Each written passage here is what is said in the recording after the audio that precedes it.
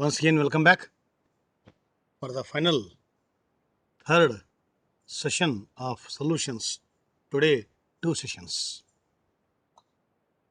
about the liquid solutions. Now, today, in the final session, we are concentrating on the solid in a liquid, where solid is a solute and a liquid is a solvent. That category, under that, four properties we have to discuss. Okay, right. So, those four properties are here. Before that, this important point we have to discuss. See here.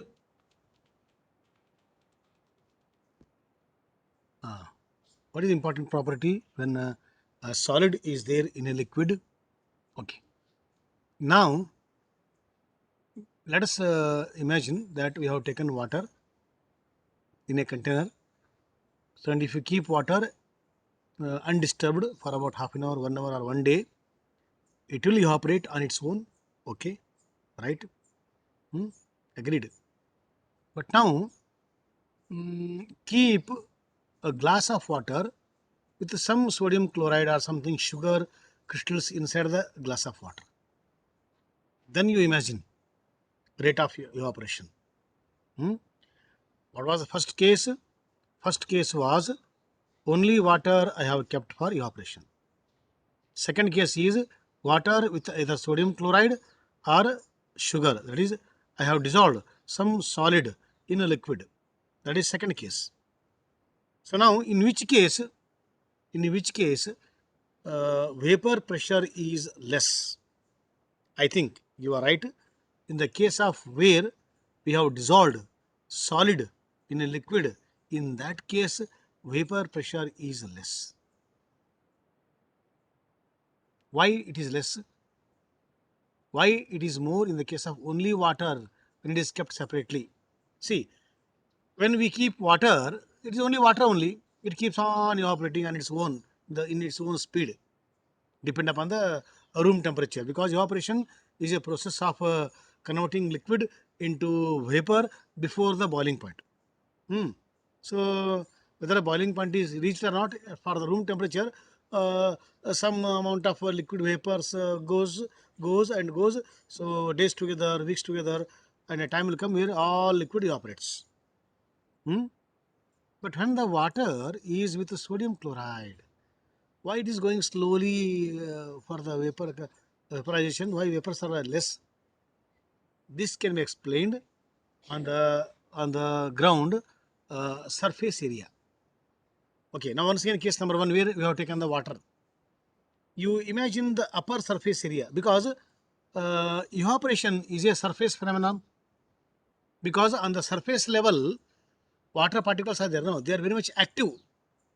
Okay, they are not attracted by other water molecules from all the angles. Please imagine water molecule at the center of a glass and water molecule on the surface of a glass. A water molecule at the center is surrounded by all other molecules, so it will take little time to evaporate because all the molecules want to drag.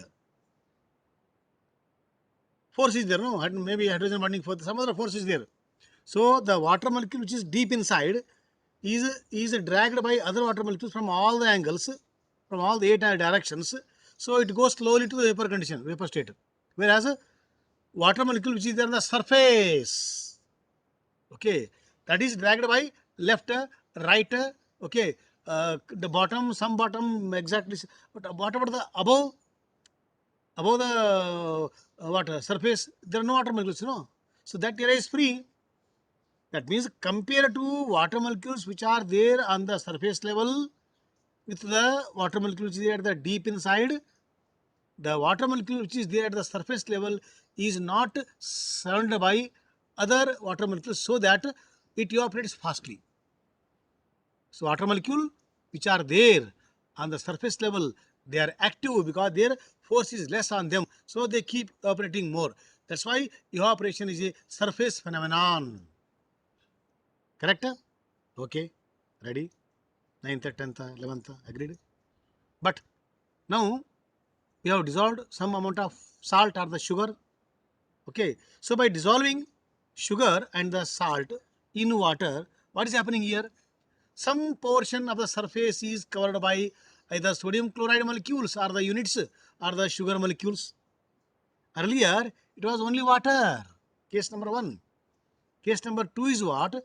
Case number 2 is some portion of the surface of water is covered by some molecules of either sugar or units of sodium chloride. So when some portion of the surface of water is covered by the solid particles, that means those water molecules will not go quickly to the vapor state, because on them solid is there, no?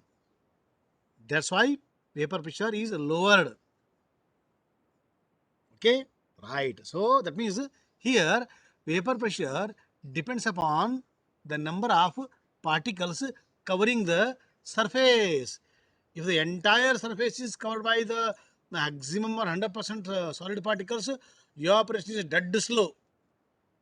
If only few particles, solid particles are covering some of the portions of the surface area of water or a solvent, then we expect some amount of vapor pressure, or it goes to vapor state. So more vapor goes, more vapor pressure. Less vapor goes, less vapor pressure. That means by adding non-volatile solid to the liquid, again I am putting condition. Okay. So today we are discussing solid in the liquid, where liquid is the volatile and solid is the non-volatile. If that is the condition, that time definitely we will have vapor pressure less compared to when we have taken solvent separately alone, only solvent. Case number 1, only solvent. Case number 2, solvent with non-volatile solute. Okay, right. So that's why we have the vapor pressure less. Right, very good.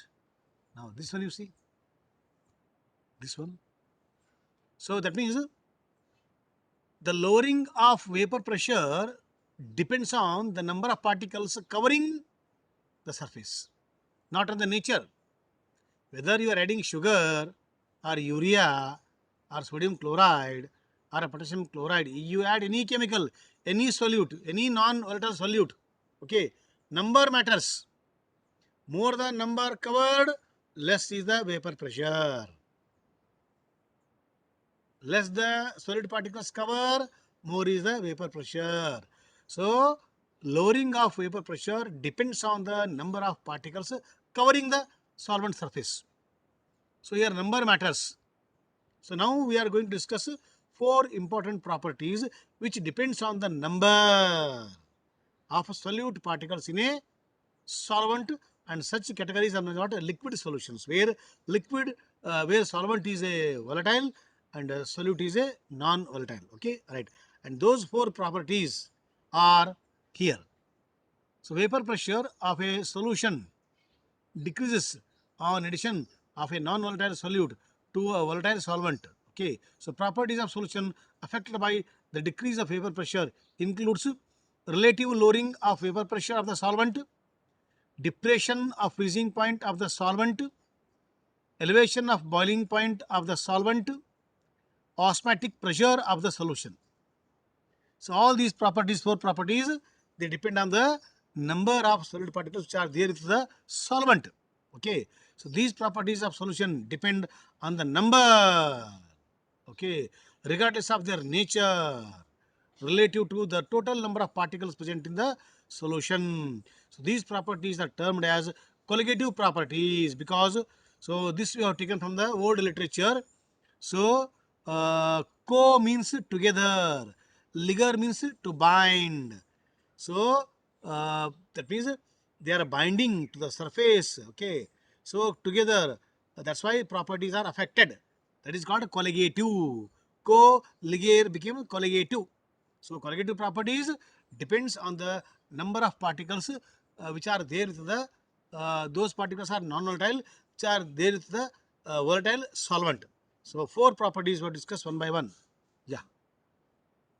First is what? Relative lowering of vapor pressure. Relative lowering of vapor pressure. What is relative? Relation to something. Relation to something. Relative for example, this year relatively less rains are there compared to last year, we say, no? Or this year relatively temperature is more compared to last year. So sometimes we use the relative word in compared to something, okay, like that. So that is what lowering of vapor pressure, relative lowering. That means some amount, there is some amount of pressure is there that is lowered. So for that we use the word relative, not that distant relative relations of human not that. Okay. So and a special theory of relativity, there also relative word is there. So that is different. So here relative means what? Relative means some amount.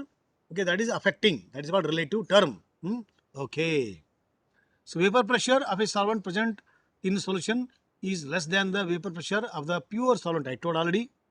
According to Raoult's lowering of vapor pressure, according to Raoult's lowering of vapor pressure of a solution depends only on the concentration of the solute particles, that is the number, and remains independent of the identity or the nature.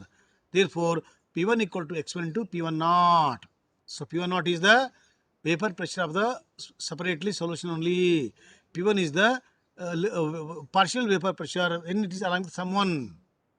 The reduction in the lower, the reduction, that is the lowering in the vapor pressure of the solvent is given by the difference is there. No? When it was alone petrol or alone water, that is vapor pressure. When it is the sodium chloride, what is the vapor pressure? Difference, that is delta P, delta P1. So delta P1 equal to P1 naught minus P1. Okay. So what is P1? So P1 naught into x1, that is mole fraction using the Henry's and the Raoult's law. So therefore, delta P1 equal to P1 naught minus, into bracket 1 minus x2 it is actually. Okay, it is 1 minus x2. So as x2 equal to 1 minus x1. So the above equation reduces to delta P1 equal to x2 into P1 naught. Okay, right. Some corrections you have to make here.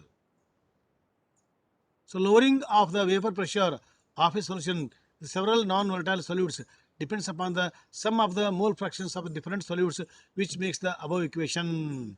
So if more number of solutes are there, more is the lowering vapor pressure. Okay. So delta P1 upon P1 naught. Delta P1 is the lowering of vapor pressure. So P1 naught minus P1 by P1 naught, that is equal to x2. So therefore, this P1 naught minus P1 by P1 naught, this term is called as a relative lowering of vapor pressure. So x2 equal to what?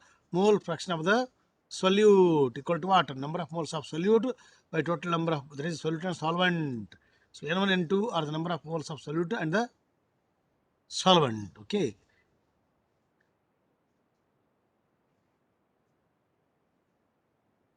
Yes.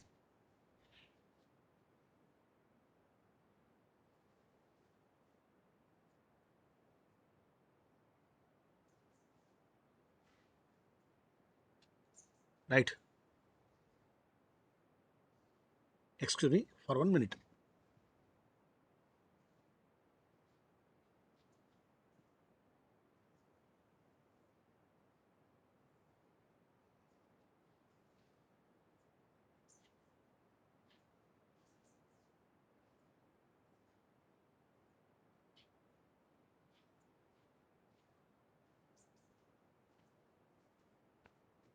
Thank you very much.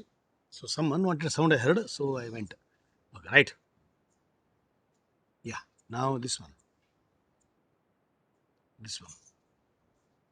So P1 naught minus P1, all those rearrangement by P1 naught is equal to N2 upon N1 plus N2 in terms of the what number of moles or the mole fraction.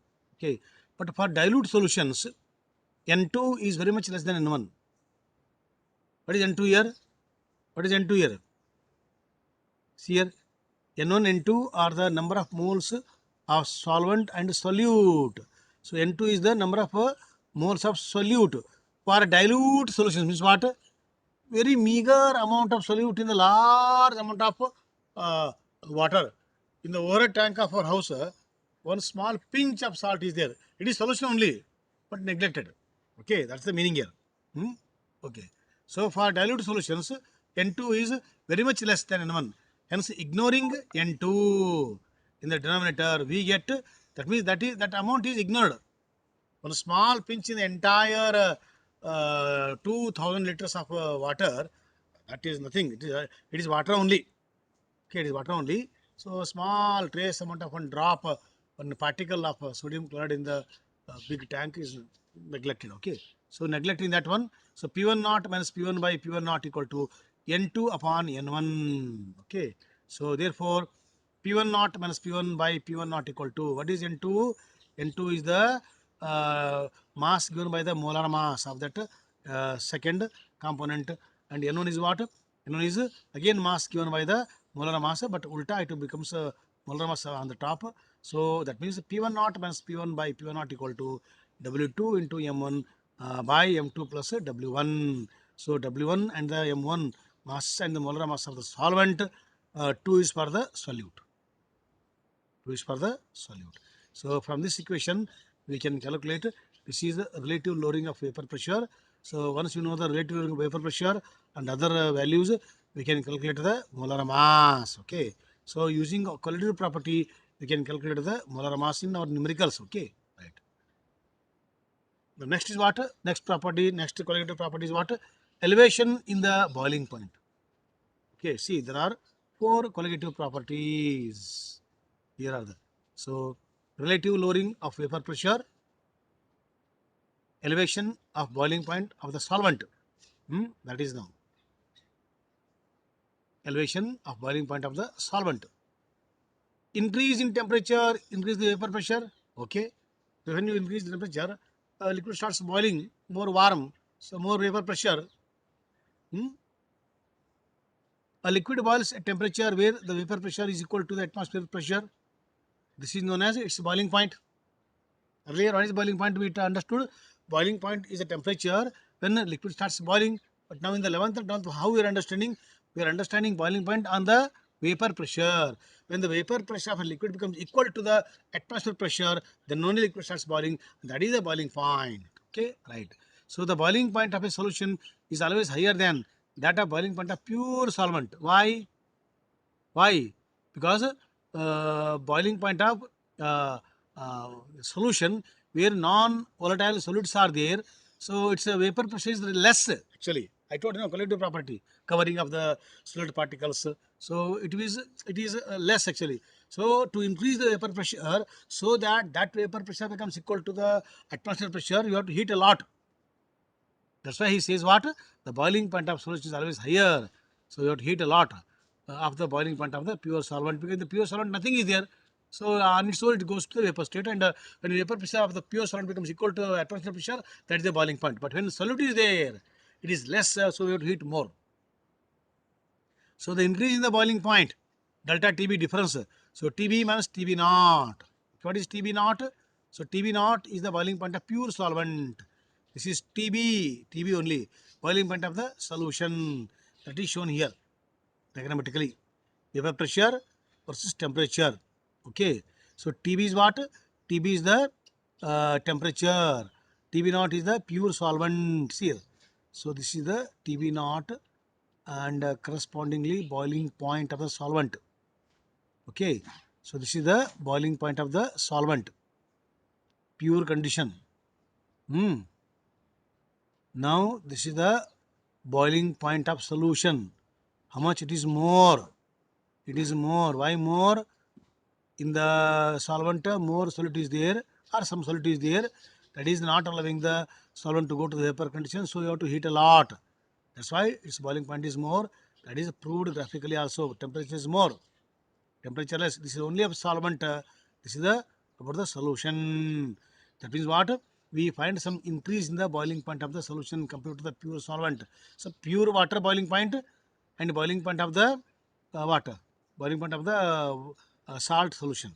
Okay. So boiling point of the salt solution is more than the boiling point of the pure water, that is seen. Okay. So solvent is less than the solution. Difference is what? TB minus TB naught, that is delta T, that is difference in the boiling points or the increase in the boiling point. Okay. Graphically seen. This graph I have taken from the textbook. Okay. Yeah. So in dilute solutions, the elevation of boiling point TB is directly proportional to the water. So this I will remove here. in dilute solutions, the elevation of boiling point TB is directly proportional to the molar concentration of the solute in solution. That means more the solute, more concentrated, again you have to heat more, and again it will go to the more boiling point. So that's why it is directly proportional. So delta TB is proportional to the M molar concentration. How much is there in that? More is there, more difference. Less is there, less difference. Okay. So delta TB equal to Kb into M. We have kept some constant. So that Kb is called what? Constant of proportionality. But here it is called what? Boiling point elevation constant or molar elevation constant, or in terms of science it is called as a ebuloscopic constant. Okay, and its unit is what? It is in Kelvin kilogram per mole. Temperature plus the weight is there, kilogram, and in terms of mole, everything is taken here. So it is Kelvin kilogram per mole. So this is the most important equation we use in the numericals. Therefore, molality of the solution M is equal to, so given mass by molar mass. So again given mass by molar mass of the solvent. And after simplification, everything will get. So once you know the W2, W1 and 1000 is constant, so molar mass can be easily calculated. So in terms of the delta TB, okay, so delta TB equal to now Kb, and this value substituted. Okay, here it is. So delta TB in this M, okay, Kb value. So what is here? So this is what? Delta TB equal to Kb into this value. So therefore M2 is equal to all these. So Kb is given, constant is given the numerical, and all these values are given. So delta TB difference also is given. So when all are given, easily we can go for the molar mass of the solute which is present in the solution using this equation. Okay, right. So numerical I will not deal now, because in one period I have to wind up the theory part. So when you join, so I will deal numericals on the colligative properties. Okay, right. So I am directly going for the second colligative property, that is depression of freezing point. Okay, see here all the four properties. Once again I will show you all the depression, elevation of boiling point of solvent, depression of freezing point of the solvent. Elevation increase. Now due to the presence of non-volatile solid in the solvent, freezing point what? Decreases. Boiling point increases, freezing point decreases. Why boiling point increases? It is covering. So why depression, why the decrease in the freezing point? So again here also it is covering. So that means in less amount they go to the solid condition, ice condition, in the case of water. So why? Because that cover of part also comes under the freezing of water only. Okay. So now I'll go to that area directly.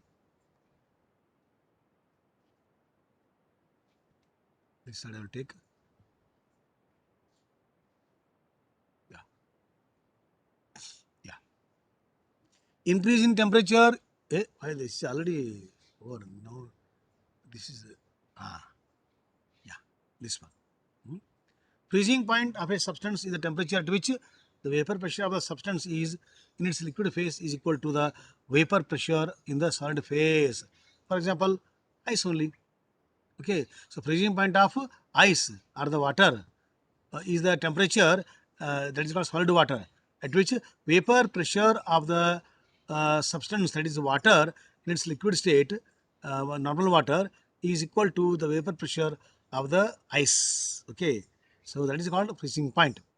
If the vapor pressure of the solution is equal to the vapor pressure of the pure solid, then the solution freezes. Okay, if it is only water.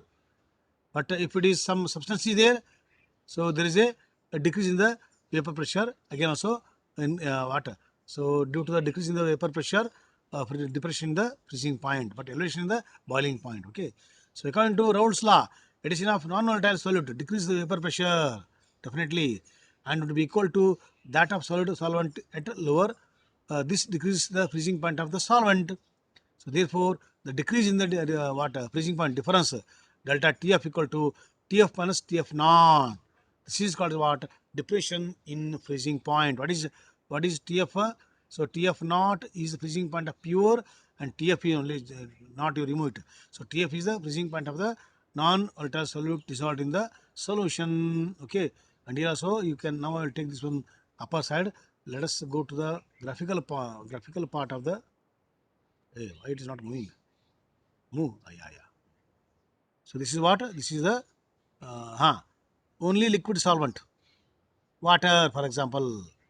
Okay, its freezing point. Okay, TF naught. Hmm? Now, when the liquid having some non-volatile solid, so which is lowering the vapor pressure, that time it will have less freezing point. How much less? This much, yes. This is the freezing point of the water. Now, so solvent with a non-volatile solid, that is solution, solid in the liquid. Okay, so this is only water. This is water with any solid. So difference is what? Difference is delta TF. Okay. So again, as usual, delta T is proportional to the M. So okay, there is a concentration. So more the solute, more is the lowering, and again more is the depression, like that. So once again, same point is taken here. So delta T equal to Kf into M. The sign, this sign is called as what? This sign is proportionality sign, or depression in the freezing point, or one more word is given here. That word is what? That word is cryoscopic constant. What is cryoscopy? Cryoscopy is word we use for the cold conditions. Okay. Ebullioscopy we use for the hot condition. So there it was the boiling point, ebullioscopic. Here it is a cooling point, freezing point. So it is a cryoscopic constant. Okay. So unit is what? Same Kelvin kilogram per mole. There also Kelvin kilogram per mole. Only difference is what? Due to hot condition we use the ebullioscopy, and due to cold condition we use the cryoscopy. So there are some cryoscopic surgeries there we learn in the MBBS. Okay, under cold condition we carry out the surgery. Okay, right. So W2 and M2 are the masses. Okay, and the molar masses of solute, and W1 is the mass of solvent. So molality is equal to W2 by M2. The normal given mass of molar mass of the solute and solvent. So putting this value in the this Kf value, so delta Tf equal to Kf into entire this one unit. So after simplification, so delta Tf equal to Kf W2 1000 comes on the top, M2 into W1. Again here, knowing all the values, we can calculate M2 easily. Okay, using the qualitative property, we can calculate the molar mass. So here is the arranged equation for the molar mass. So M2 equal to Kf W2 1000 by delta Tf into W1. So Kf Kb can be determined in the following equation, again by rearranging. Okay, so by using the R, here R in the 11th class was gas constant, here R is the solution constant, almost both are same here. Okay, right. And delta fusion is what? Enthalpy of fusion, and this is enthalpy of vaporization for the solvent and the freezing point. Okay, right. Again, I will not take this part, only after reporting. Osmosis and osmotic pressure. Okay, yeah. The process of flow of solvents from the pure solvent to the solution through a semi-permeable membrane is termed as osmosis. This I think you and we have learnt in the biology also. Okay, skin is a semi-permeable membrane. Leaf is a semi-permeable membrane. So nowadays we can go for synthetic also. Many semi-permeable membrane SPM so are made in the industries. So using those SPM, we can understand what is meant by osmosis. Okay, so it is the process of flow of solvent from the pure solvent to the solution. So that is called as what? Osmosis. Examples here. See here. This is what? SPM, semi permeable membrane. Maybe a parchment paper or some bladder, skin bladder. Okay, all those. So this is fresh water. Okay. Now this is salt water. Okay. Saline water. Now, so solvent is moving from where it is moving? Water is moving. It is solvent moves from this concentration to the this concentration. Okay, higher concentration to the lower concentration. So this is called as osmosis. It is a solvent moves here. So through the small pores of the SPM, semi-permeable membrane, and this is called what? Osmosis. So see diagrammatically, water moves through this SPM and adding to this one. Yeah. Now this technique we make use in purification of water. Okay, this is normal osmosis. So in the cities like Bombay, where the population is more, their shortage of water is their drinking water. That time what they do? What they do? They take sea water, then they go for the reverse osmosis. You might have seen, no? In the many water filtration plant, so UV treated, ultraviolet, RO, reverse osmosis, all those small words they write on the label of that water purification system. So RO means what? Reverse osmosis means what? Under normal condition, water flows in this direction. Okay. So how much it flows? As long as pressure is there. When the pressure becomes equal, it will not flow. Okay. But now what happens here? When we apply pressure here on this area, that is called what? Pressure more than the osmotic pressure. Okay. So when the pressure is more here, now what happens? uh, the water which is there here, that will move due to the extra pressure we create. Okay. So when the we create the pressure more than the osmotic pressure, that time the water present in the salt water or the saline water or the sea water will go against the nature. This is osmosis. This is reverse osmosis due to the pressure. So that technique they make use. Here they take sea water, here fresh pure water. They apply pressure after calculation. So only water goes, and added to the fresh water. This water is sent to the different metros where they want all that. Okay. So in this way, using the reverse osmosis, they go for purification system, and the sea water is purified. Only water is taken out and that is supplied. Hmm? So this part I will leave it to you once you come calculation. Okay. Now you see here using the osmosis in the biology. So biochemistry. Okay. So there are different types of solutions by making use of the osmotic pressure knowledge. Okay. So two solutions possessing same osmotic pressure at a given temperature are termed as isotonic solution. So no osmosis occurs because when the two solutions are there, so both are in same osmotic pressure. So this will also not move, this will also not move. There only. That is called what? Isotonic solutions. Okay. Right. So, no osmosis occurs on isolation of these solutions when isolated through SPM. Hmm? Hypertonic solutions. In the event that the medium has a lower convergence of water than the cell, implying that it is concentrated solution, the cell will lose water by osmosis. Such a solution is known as a hyper. Hyper is more. Hyper is more. So here solvent, that is water from the cell, is going out from the cell to the outside. It is moving out through the membrane. This will act as a SPM. Okay. So what happens here? This will shrink. When it loses water, cell loses water, cell will shrink here. That is called disease. This is a disease actually. So that is tested by doctors. So proper medication is given. So loss of fluid from the cell. So that is what? Hypertonic. All these are medical terms. Hypotonic. Sometimes what happens here, in the event that the medium encompassing the cell has a higher water concentration, so water goes inside. So when water goes inside, cell swells up. Medically it is called edema. Sometimes we get leg swelling or some swellings inside the body. So we will approach the doctor. So he will give a proper medication. So that will bring down the swelling. So when the water goes inside the cell, swelling. When water comes out of the cell, it is shrinking. So all these terms are depend upon the osmotic pressure. Okay, in the body only it is happening already. So accordingly, proper treatment is given. Edema or shrinking. So this is what reverse osmosis. Already I told to get the pure water. See, pressure applied here more than the osmotic pressure. It is moving in the reverse direction, and it collected. This is given connection to the supply. Okay. Now use what? Use is to supply to drinking water, to make the water treatment system. All those.